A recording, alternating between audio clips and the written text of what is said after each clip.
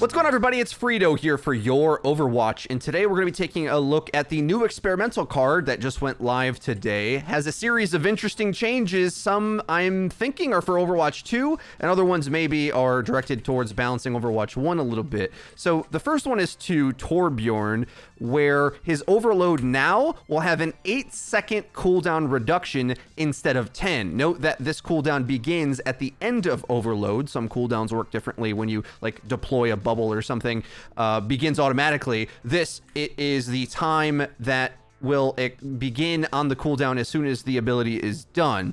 The other buff is that his alternate fire goes from taking 3 ammo per shot to only 2. This is quite a substantial buff because it means that you go from normally being able to use the shotgun blast 6 times before reloading to now being able to do it 9 times. Keep in mind that overloading a alternate fire is also really good, so that means you have overload more often and you have more ammo to keep spamming out in shotgun range. The developers explain this change in saying the overload change allows Torbjorn to use overload a bit more aggressively instead of purely saving it for defense. When combined with the rivet gun change, Torbjorn will be able to dish out more damage more frequently, especially at close range.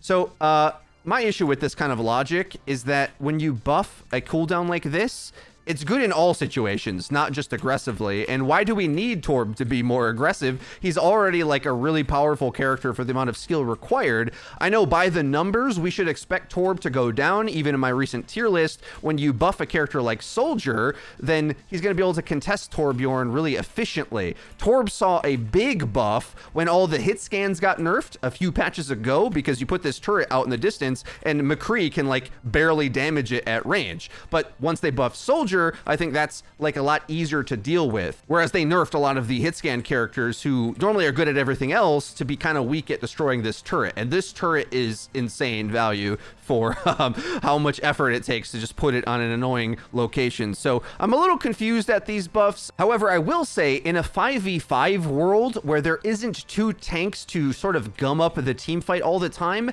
maybe Torbjorn in their Overwatch 2 test builds isn't performing very well, because you would think this very stout hitbox would be pretty easy to hit if there isn't 2 tanks to protect him. Like, how does he fight up against a Widowmaker dominated 5v5 meta, let's say? He just sort of doesn't, and his role as a builder might not really do anything. And I talked about this in recent videos as well. Like, these more gimmicky characters might struggle to find a place in Overwatch 2. Next up, McCree got buffed. Can you believe it? Yep. Well, now his Deadeye will ramp up even faster. It used to begin its ramp up phase at 0.8 of a second, and now it'll begin ramping up in half of a second, 0.5. Just look how fast that you see that fast wrap up time. It's kind of odd that that's not creating a skull. I'm not sure why that is, but yeah, that was lethal damage on that. It just, the indicator didn't work there. But normally the ramp up takes a little bit longer, and this is a really confusing one because I felt like Deadeye was one of the most effective DPS ults considering how complete of a kit McCree has and how devastating that damage can be, particularly with, like, for example, everyone says Soldier Sights isn't a very good ultimate, but McCree's ult basically does what Soldier Sights wish it could do, which is like break through shields and defenses, because you start to ramp up these very quickly. These skulls, like, look how fast that is. This one's bugged for some reason, but that comes through so fast that the damage reaches its peak, and then it'll crack whatever shielding that the team is hiding behind, making something like Deadeye Graviton a good combo just with how much overall punching power Deadeye has. So kind of an odd change considering how powerful and easy Deadeye is to use. The developers explain this by saying this change to Deadeye allows its faster damage ramping to happen earlier, allowing it to be threatening to enemies more quickly than before. This change will help strengthen an ability that is often considered fairly weak compared to other heroes' ultimates. And I think the community generally agrees that Deadeye is weak, but I think when you compare it to a lot of other DPS ultimates, it just isn't as difficult to set up as compared to Dragon Strike, Barrage, and a lot of these other ultimates. McCree's powerful instant zoning is actually very useful when used tactically, and I think there's a lot of things you can do it with just like a little bit of teamwork, whereas the teamwork to set up the other ults sometimes can be a little more difficult, or it's easy to interact with, because McCree can do this Deadeye zoning from safety oftentimes, whereas other characters need to go into aggressive positions to use their ultimate. And, well, I don't know, I guess I just don't agree with Deadeye being one of the weaker ultimates, but that's just because they buffed it so many times in the past, right? I mean, like years ago, Deadeye was really bad, but after they buffed it like 100 times, I think it's one of the better ones, actually, but that's just my opinion. Moving on, they also gave McCree wings. He can fly now. Mid-air roll. This is a change they tried out a while back, and we all thought it was a bit of a comical thing to see McCree having mid-air wings. Okay, he's not flying, he's falling with style, but still, this ability to mid-air roll allows him to get to a lot of locations on maps that he otherwise wouldn't. I don't think I can find any too clever positions on the training range, but you can imagine anywhere that there's a mid-air gap that you need to cross in order to get to a spot you couldn't really jump, but it's high enough for you to complete the arc to get the extended distance in order to reach a ledge. McCree now can get to that location, and I think that might allow for some interesting flank opportunities, as well as, I mean, more Deadeye locations that you can set up surprise Deadeyes from, as well as just get to crossfire angles that McCree can sometimes utilize in order to apply pressure. The devs explain it as combat roll being able to be used mid-air is a nice quality of life change, but it is also a potentially powerful change when fighting against heroes with big vertical knockbacks such as Doomfist and Wrecking Ball. That's a pretty interesting one. That means when he's knocked up in the air, he's going to be able to roll away more easily. I'm interested to see how that changes the dynamic of that matchup, because if he gets knocked up vertically and then can roll back to where he wants to be, that means he more easily can land his stun, whereas oftentimes those knockups onto McCree are devastating. So this will make him much more durable against dive, which he's intended to counter, but oftentimes against multiple divers, McCree can struggle with how brittle his positioning is. So while I don't like the Deadeye change very much, I think that change makes a lot of sense, and it's just kind of cool anyway, and cool changes are always going to get a plus from me. The next change is to Moira. Look out, flankers and lots of squishy characters that are afraid of the death orbs. The biotic orb slow speed when it has a target has been reduced from 27.5% of normal, so a little under a third, not quite a quarter of its speed, to 15%, okay? So it gets slowed down so much that it's going to linger to deal more damage than it did before, because one of the best ways to not take lethal damage from biotic orb is to get away from it. But if it slows down to the point that where you place it lands and sticks into that location, well, you're going to take a lot of damage. Now, this training bot is smart, is trying to exit the room, but let's say if there's something hiding away in a hole, well, then you're just going to get flushed out by the biotic orb that not only bounces around in there, is going to land in there and linger for quite some time. One way that I think will really help Moira's healing, though, like a quality of life change to this, it also changes her numbers as well, but when you apply this to teammates, it's kind of nice that they don't have to chase after it, right? It's going to like stick to them a little bit more, which is going to make healing random teammates who aren't listening where your orbs are a bit easier, because it holds on to them a bit more, and they don't have to run after it or pay attention to it in order to get healed. But I think you should look out for Moira's dueling capability to go up quite a bit due to how much more extra DPS you're going to be getting out of those same orbs. And of course, you always have the orb coalescence combo, and the more you get that to stick in to the target you're going after, that you can combo it with the coal damage, well, that's even better, right? So Moira has been a character that has been rough in ranked, but oddly very viable at certain eras of pro play recently due to her potential with teamwork. It's very often that I see players not know how to play around a Moira,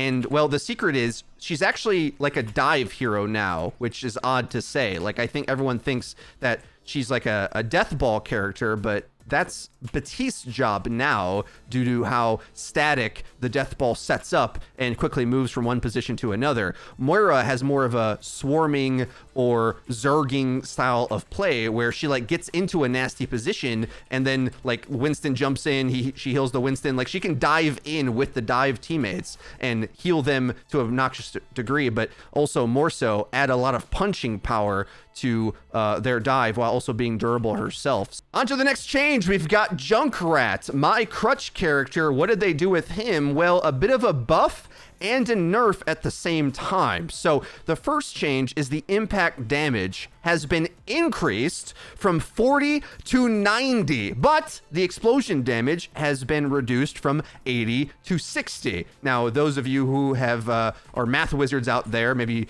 past Algebra 1, will notice that this means a direct hit from Junkrat now at close range does 150 damage. Okay, they've played around with this number many times, but a direct hit at close range is 150. Now, that is good for dueling this target, but characters that are close to the explosion, that's not even close enough, but the explosion damage around the hit is only 60 instead of 80, so a lot easier to withstand, but I think still significant.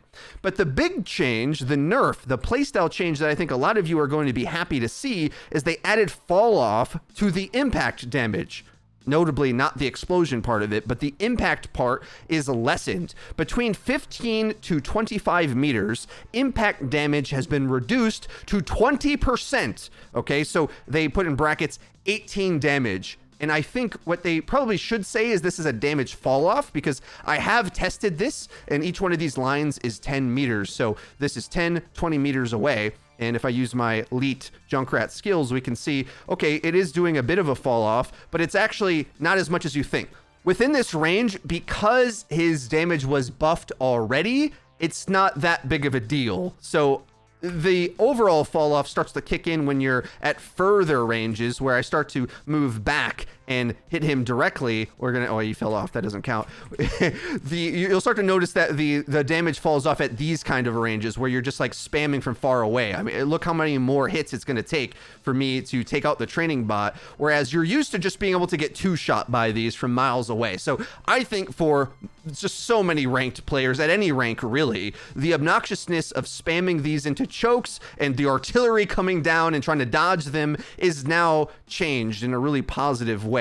But in exchange for that, he's much more lethal at closer range, because remember that 150 damage value means one nade at close range will one-shot a tracer. Okay, he used to have to nade and melee in order to kill a tracer. Now a single hit at the ideal range will be able to do that, and I think that might be farther than you expect. And so I think this fall off percentage is something they might have to tweak to make more sense, because I still think you're going to feel it's overall a net buff for Junkrat in a lot of cases, and maybe they felt they needed to do that. Again, not only is he not that great of a character in Overwatch 1, I think he's going to be a basically useless character in Overwatch 2, where there's just tracers and widows dominating everything in 5v5, and there isn't really a tank spam battle to be had. So what's Junkrat to do? They got to move him towards being more of a duelist. Now, they also reduced the knockback slightly. Keep that in mind. So the knockback you get from the nades are not going to be as severe.